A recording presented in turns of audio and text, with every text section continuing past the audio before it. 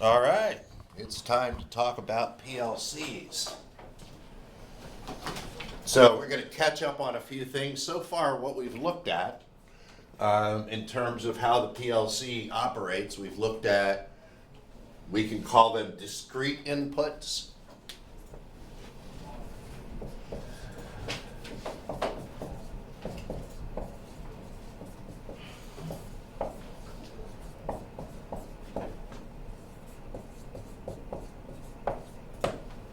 We've looked at addressing.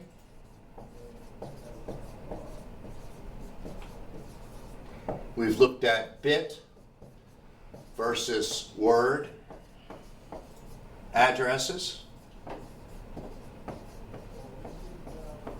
We've looked at timers. We've looked at counters.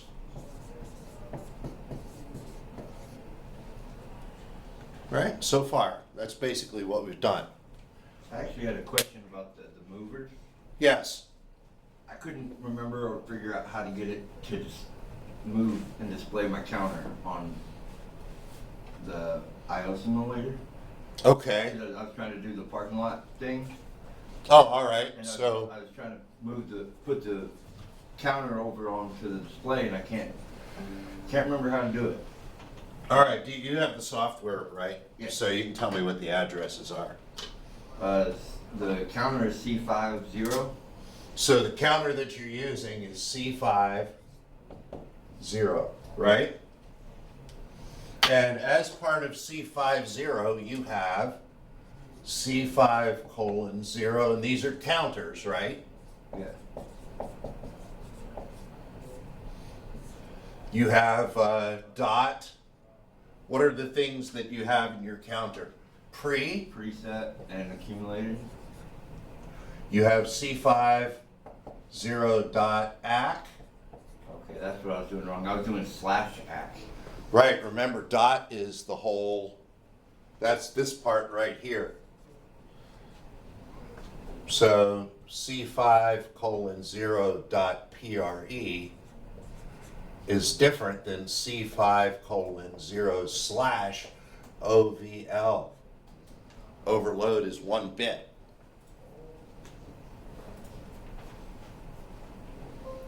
So the preset value is an 8-bit number at least, and the overload is just 1 bit.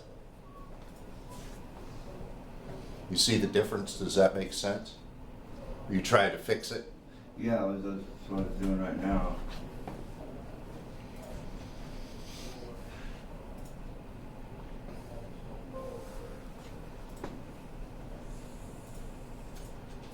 There we go. And so now how do we go about making the countdown counter on the same thing? Okay, so what do you want to do? You want to take the counter's accumulated value, right? Yeah. So you're going to move, let's write it in English. Move counter 5, 0, accumulated value to, where do you want to move it?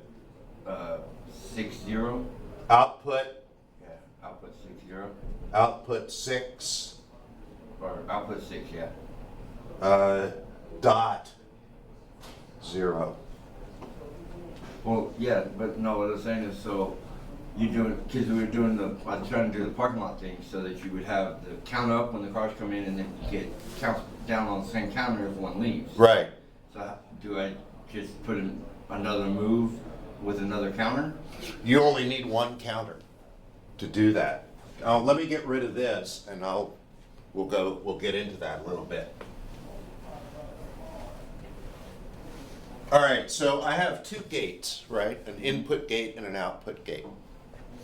So line L1, L2, we know we're going to have an in and we're going to have an out, right?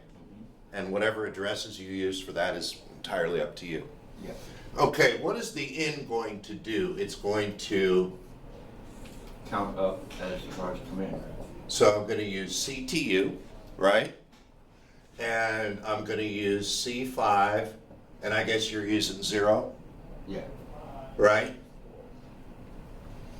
And your preset value is gonna be 0, and all that, right? So we don't need to put that in here. Well, no, the preset will be 32 because that. Oh, you're gonna count down. Well, no, it's counting up to 32, and then if I get to 18 and one. Okay, leaves, so it goes back to 17.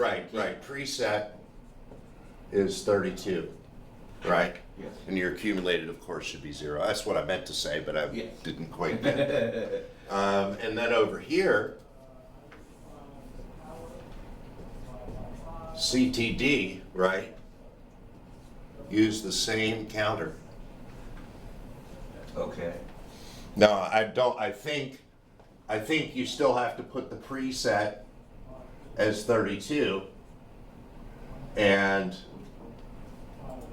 accumulated stays the same. So you can use both of those up and down on the same counter. Right, so you start at 0. If 2 cars come in, it goes up to 2. If 1 car goes out, it goes down to 1. All right, so I don't want to make my lecture interactive with your working. So let's go through all your questions, and then we can have time at the end to try it out. Yeah. All right, at least as best possible. Well, yeah, that pretty much covers all the questions I had. Okay. I couldn't quite remember, and it was because I was doing the slash instead of the dot. Oh yeah, that's fundamental. Yes. Yeah. Absolutely. All right, so we can use the same counter to count up and count down.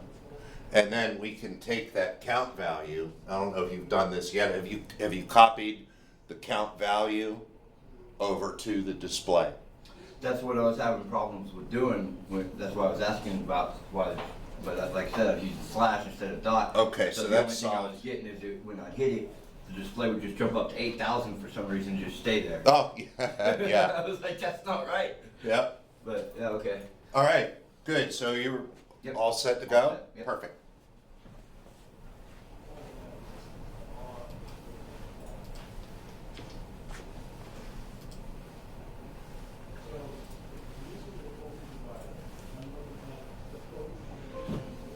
Scan cycle. I want to talk a little bit about the scan cycle.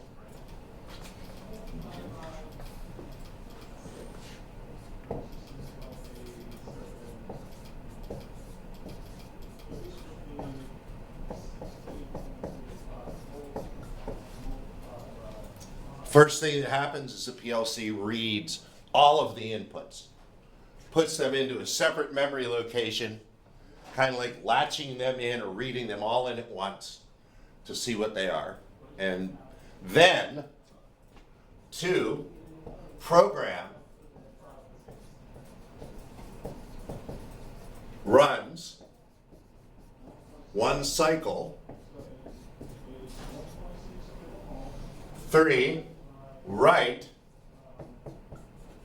all outputs.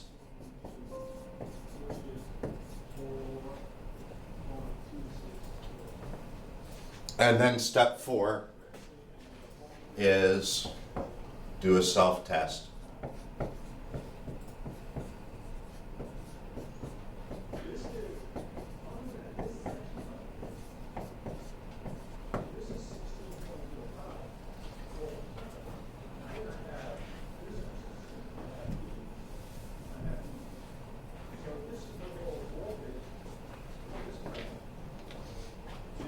So if I have 2 commands in my program, one says turn the light on, and the other one says turn the light off, will the light come on?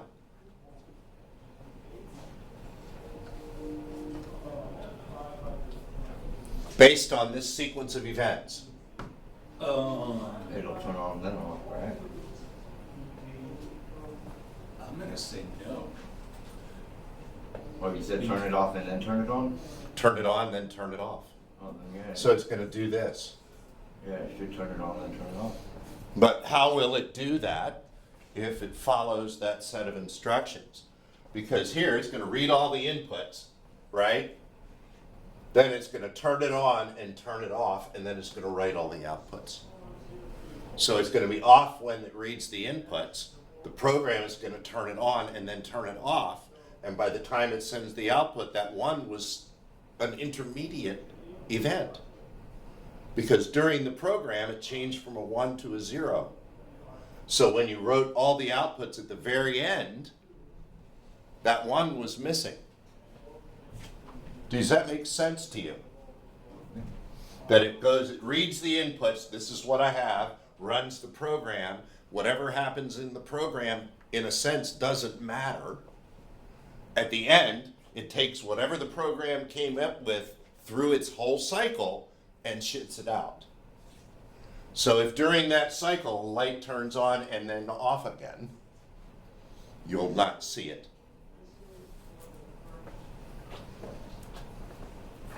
So then would you have to write it as 2 separate sections of the program, or like?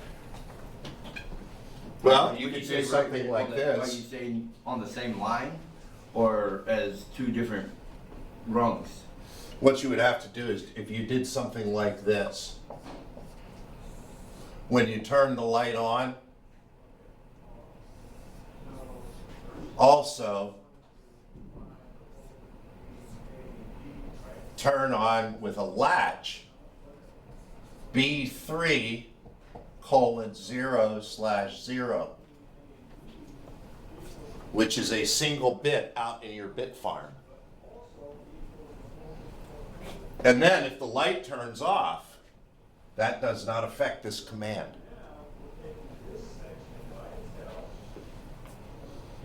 So you're turning the light on and you're latching a bit. And that means that even though the light then will turn off, the latching of the bit will not. That bit will stay latched until you unlatch it. So that's one way to accomplish that. And to be able to memorize that an event happened, even though the event has gone away. Right? Our neighbor rigged up this cool little thing on his mailbox. So he had a long walk down to the bottom of his driveway, and he rigged up this thing so when he got the mail, he popped this little spring thing inside the door. And then when the mailman came to deliver the mail, the thing would go plink, pop up. He put the mail in, closed the door, and the flag was sticking up. So he could see from his house that the door had been opened and closed. He would never have known it otherwise, because the flat was closed before the mail and after the mail, but he has a telltale. He had something else happen that latched in the open position to indicate that somebody had opened that door. This is doing the same thing. We're taking a bit out in the middle of this giant bit farm, the B3 register, and we're using that bit to remember that that light had come on at some point. Okay? Some folks refer to that as a sentinel bit. Sentinel keeps track of things.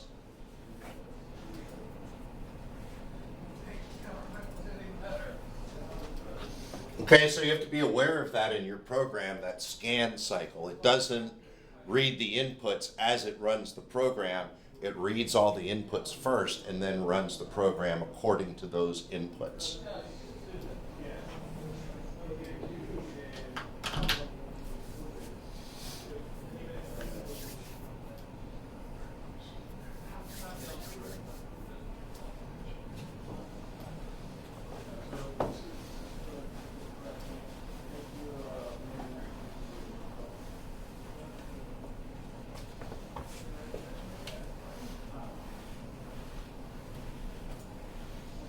All right, so what types of word addresses have we come up with? We have, for timers,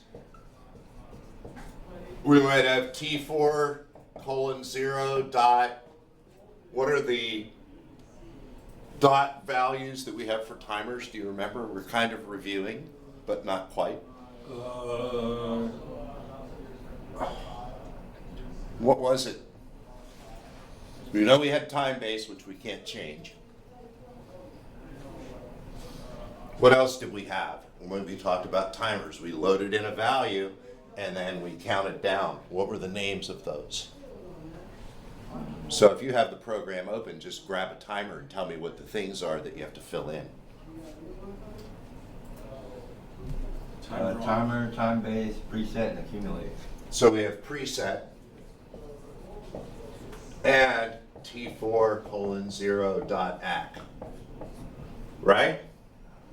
And then we have T4:0/enable, we have /done, /timer timing, and those are really the status ones that we worry about.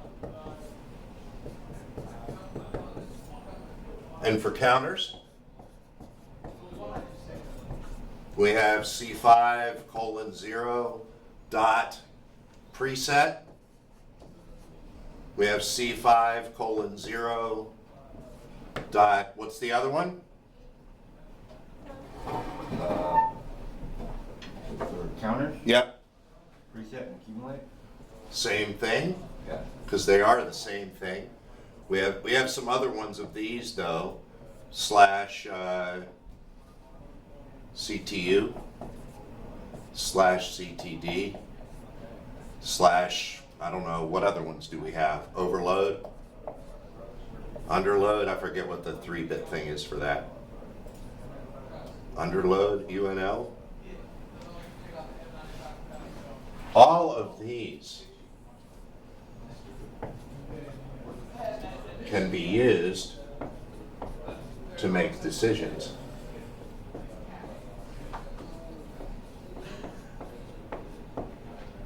Can be used or can be changed or overwritten.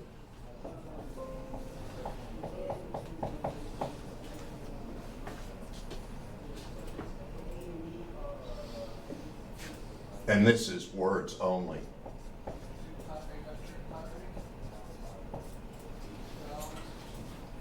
Not all of them can be overwritten, and not all of them would need to be.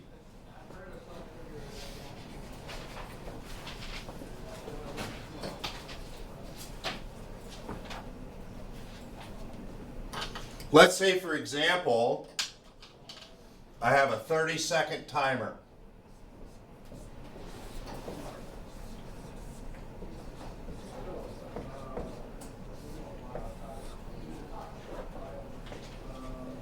I have a green light, a red light, and a yellow light.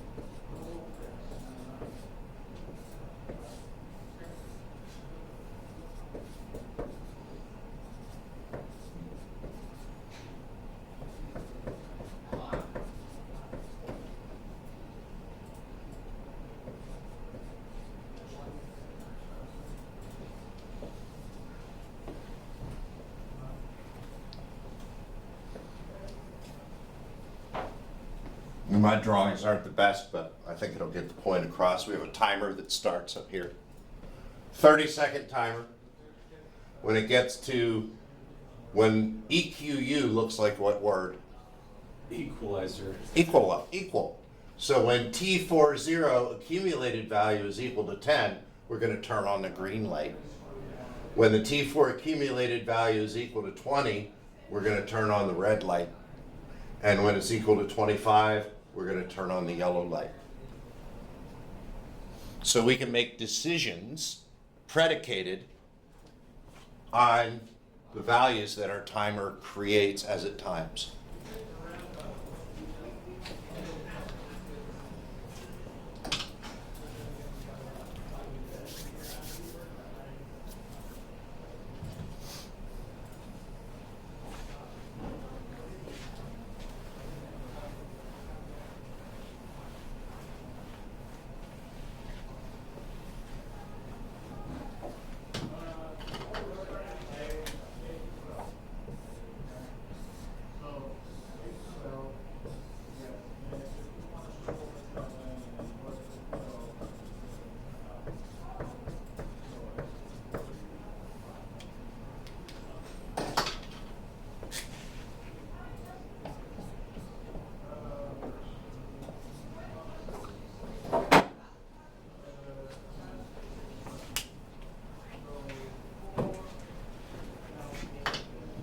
I wish to heat up some metal.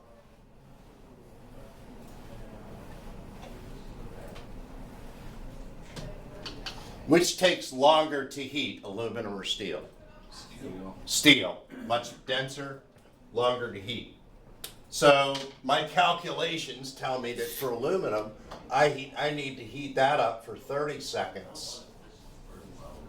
But steel, I need to heat that up for 55 seconds in order to have them meet the same temperature. And I have a switch that allows me to select between aluminum and steel. And that switch is connected to my PLC through input 0, bit 0. So it's our very first switch.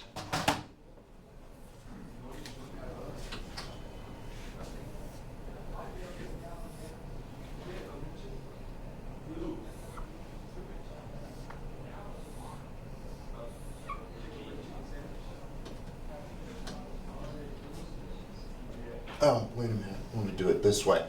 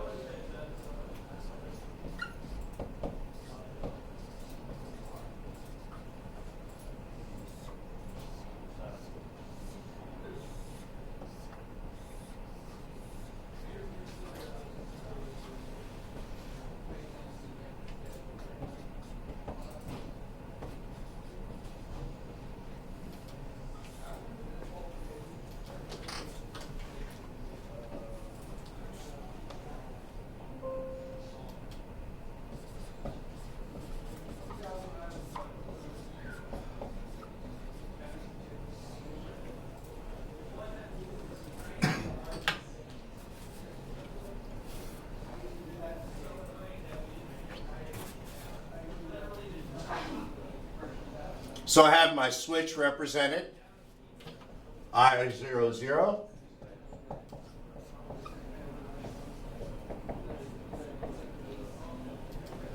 The switch is on. It'll move 30 into the preset value of our timer. And our timer, when energized, will count to 30.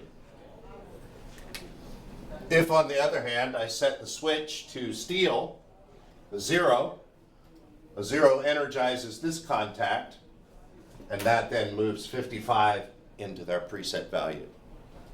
So I can make a decision as to how to proceed in my program.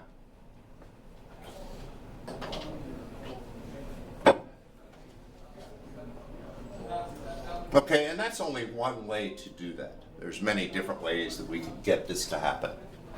But I want you to start thinking in terms of that cause and effect idea.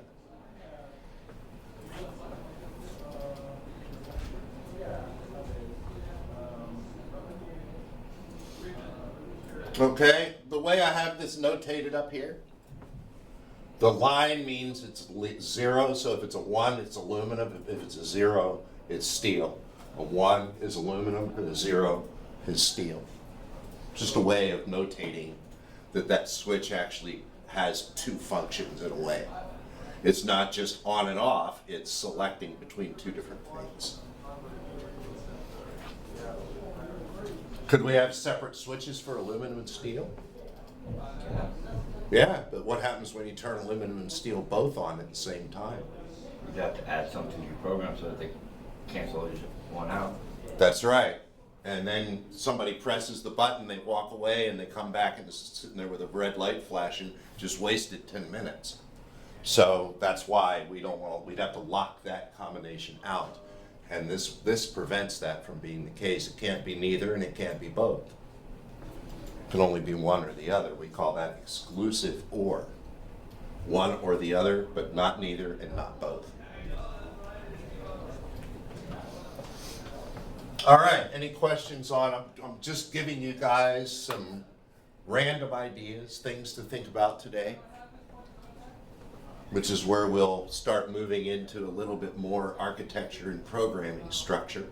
But I kind of want to just go through some examples of how we use some of the things that we've been exposed to.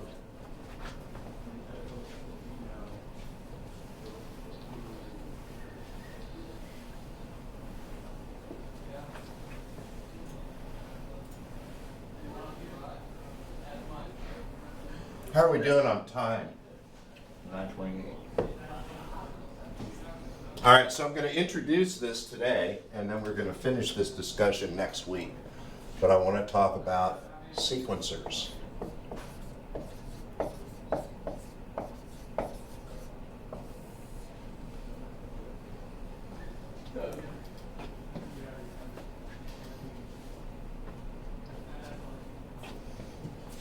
Some people have something that looks like this in their house. And it'll have like a picture of a woman. And she got one knee over here like this. And this thing goes around in a circle. And out of this box comes music. Right? And there's usually a key that you put in the back, and you turn the key, and the Little Mermaid or whatever starts turning and playing some song. You've all seen that, right? Yeah, music boxes. Right. So inside that music box, what you have is you have a drum like this, and it's got little dots all around that drum. And then here, you've got a row of Harp keys. little piano keys. Yeah. And as the drum rotates in a circle, those little bumps come up and ping those piano pieces, and it makes a note, right? You've all seen that, right? That's exactly how a sequencer works in a PLC. What we can do is we can create a table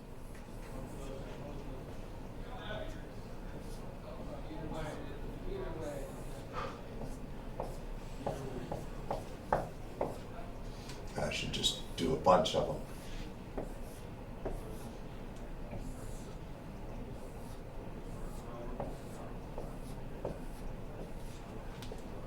I can store values in here using a move command.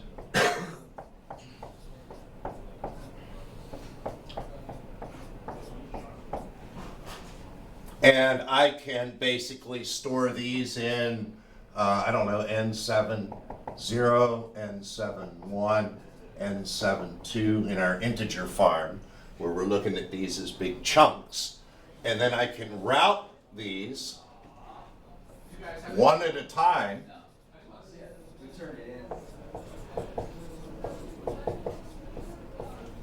to as many, whatever outputs I want.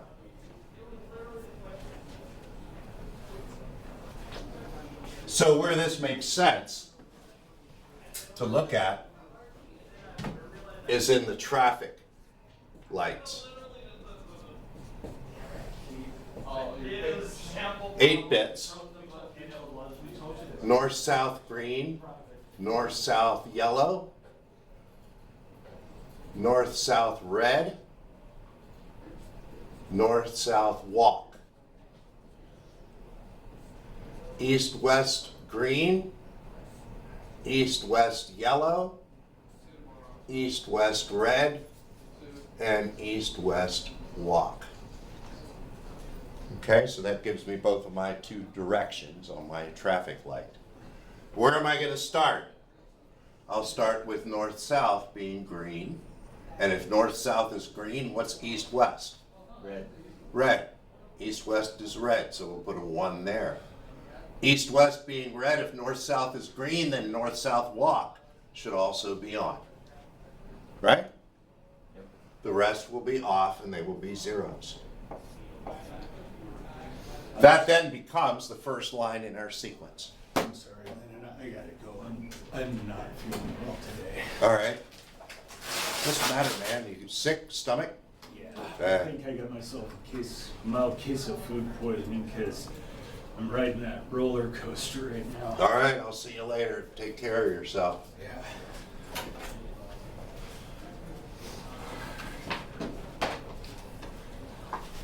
We'll have this recorded, so. Okay.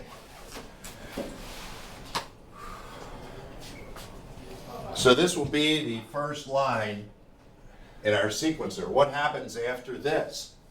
What's the next status? Well, you'd want the north-south yellow to come on. North-south yellow comes on, The walk goes off, the walk goes off, and the rest stays the same. the rest stays the same. And then you'd have the yellow turns off, the red comes on, the walk turns off, and then the green comes on east-west with the walk coming on east-west. So red here, Yep, east-west green, east-west walk. yep.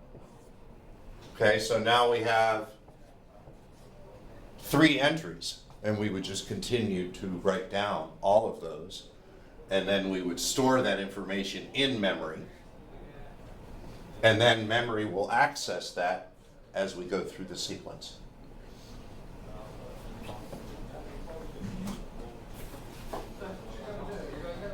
All right, so that makes it easier than using timers. You really only have to use one timer to get this done instead of having every light rely on the previous light and so on and so forth. This would be the way that it would actually be programmed in a real world situation.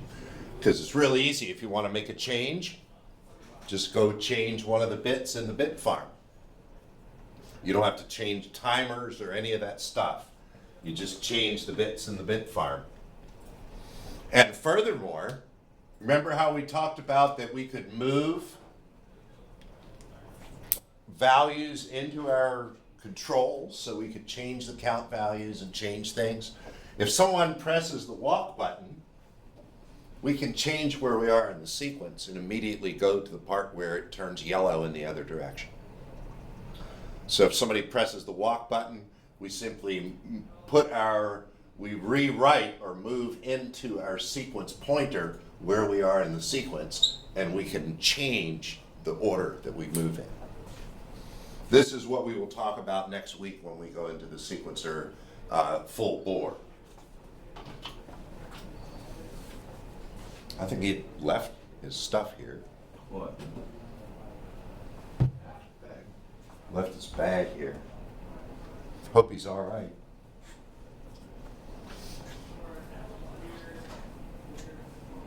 All right, so what we did today, we looked through the past and talked about what we covered, all the way up through counters and timers. We talked about the PLC scan cycle, the fact that it reads all the inputs, does its calculation, and then dumps out all the outputs. So reads the inputs, calculates, dumps all the outputs, and keeps doing that over and over again. And that becomes important when we start to look at what happens when we turn something off and turn it on again. Another thing that I didn't mention, which is also important, is that the bigger your program is, the longer it takes for it to run, right? So if your program takes too long to run, is it possible that something could happen during the execution of that program and it would ultimately be missed? Yeah. Because the program is busy doing its calculation, it's not paying attention at that point to the inputs. The inputs could change and you would never know until the next cycle. And if the cycles are taking too long, that next cycle could be an unacceptable time away from where the event actually happened. In an extreme situation, if it takes a PLC 5 minutes to run a program, that means it's going to be at least 5 minutes before it notices that something changed, right? Which in some situations can be catastrophic. It can be. It can certainly be catastrophic, especially when you start to think that we have a lot of situations in electromechanics where heat causes friction, which causes more heat, which causes more friction, and then you have a big problem. We talk in motors and controls that if you let a DC series wound motor run without a load, without something trying to hold it back, it will just shatter into a million pieces. So how do you protect that from happening when you don't even know about it for 5 seconds? It's a long time. So we have to keep an eye on how long our programs are, and when we start to use things like sequencers instead of timers, it keeps the program shorter. Because think about it, if you're doing a lot of timing, what's the program doing during that? Nothing. Not much. It's waiting for that to finish so that it can change the outputs, right? Program is continuing to run, so it's seeing that the timer is continuing to time. It's not doing anything. Only when the timer finishes, the program runs. It sees, the timer's done. That input is changed. Manipulate that and then change all the outputs that need to be changed based on the fact that that timer is expired. Right? So it won't know the timer is expired until it's actually expired, and then it has to wait for the program to finish running before it notices it. Right? So you have to think about that timing. For the stuff that we do in our simulations and the stuff we do in the learning aspect of things, that doesn't really matter much. But when you start to get into things like programming a FANUC robot that can move quickly and has a lot of energy in it that can cause bodily harm and damage, then you want your program to be on top of whatever's going on and not just sitting there doing something, and meanwhile the arm has violated the premises, violated the limit, its perimeter. All right, so we always want to keep our program short as possible, as efficient as possible, and that means using the most efficient way to get things done. And the sequencer is an entry into that arena. All right, so that's where we are today. As I said, next week we'll get into the sequencer a little bit more, and we'll start looking at some of the finer details of how everything fits together in the PLC world. All right, any questions? Not about this, but so back to the parking lot one. When on the countdown counter, how do we make it stop at 0? Like it just keeps counting down into the negatives. I need it to stop at 0. You could, well, the first thing that comes to mind is if you use an EQU command and say if the accumulated value equals 0, then use a reset command to reset that counter. Does that make sense? So if,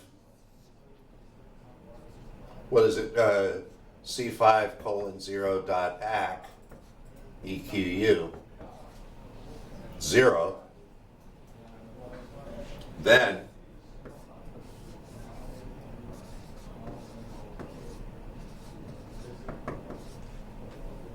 reset C50, and then it will be it. I mean, it's not that I need it reset. Like, so the way what I'm doing is I'm setting up the parking lot thing. So I've got a sensor on the in driveway that counts it up as cars come in and raises the gate. Yep. And then a sensor on the out driveway that counts them down and raises the gate so cars can get out. Right. But I mean, logically speaking, though, there would never be a situation where there would be more cars in the parking lot than the counter is already counted. You know? There should never be. But should I not still put the fail-safe in there so that it doesn't count? Well, yeah, you need to put a fail-safe in there. What you need to do then is put something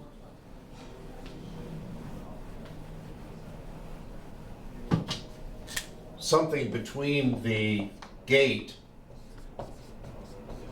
not the gate, but the, what is that, the in switch? What are you calling it? The switch that when you approach it? The in-car sensor? So the in sensor? Yeah. And then you over here, you have your gate, right? Yeah.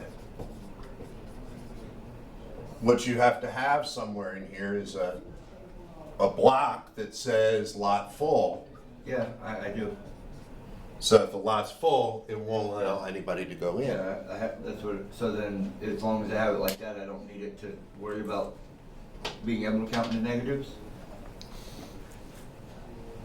Well, if you're counting in the negatives, That would mean more cars were coming out than was sensed. and that really can't happen. It's impossible for that to happen. I mean, unless one goes in on a tow truck and then gets dropped and drives out. Well, then what you could do is you could say if the count value is equal or less than -1, then you're going to Reset. put an alarm up and you're going to let some human somewhere know that there's a problem. Okay. Right, so maybe in the industrial world, in the real world, if it was an actual garage, it would probably trigger a automated phone call to whoever's on duty to manage that garage. If you're doing it automatically, then hey, we got a negative number underrun, right? It's not supposed to be negative. So if you're counting cars and it goes negative, what does that mean? You can use the underrun, UND or whatever it was, to trigger that. Okay. Right? Yep. Gotcha. So, and again, there's a million different ways to do it. You could use the underrun. You could compare the number to 0. If it's less than 0, then do it. There's a million different ways. But it all really depends on how your brain thinks, what makes sense to you. Okay. I just wasn't sure if there was a way to make it stop at 0 so that it couldn't go under, but I guess that would raise the problem if a car did come in on a tow truck and then drop out or dropped on the tow truck. Yep. And the tow truck goes to leave, which is what what my logic was. If you get your car towed into that lot, because that's the parking lot to your apartments. Sure. You get it towed. And then Yep. the tow truck goes to leave, but it leaves your car. It leaves there. your Now car your there. car's in that spot, but the counter's counting that tow truck leaving. Yeah. Yep, and that becomes an issue, and I don't know that the best system in the world could accommodate that. That's just going to be what we call an exception. It's not the standard use for a parking lot. So can you really anticipate every possible value, every possible thing that could happen? And at some point, well, you can, but how likely is it that that's really going to happen very often, or the helicopter's going to drop a car into the parking lot? It's not part of standard procedure. Yeah. So another way to do it is just simply to make it so tow truck can't fit in there. Put up bollards so only, there's a lot of ways to solve those kinds of problems. And those are why that's why you have people committees to figure this shit out. Yeah. Well, I was just wondering, because we used to, back in the city, we used to run a service station. We had to roll back and to hook back, we did records.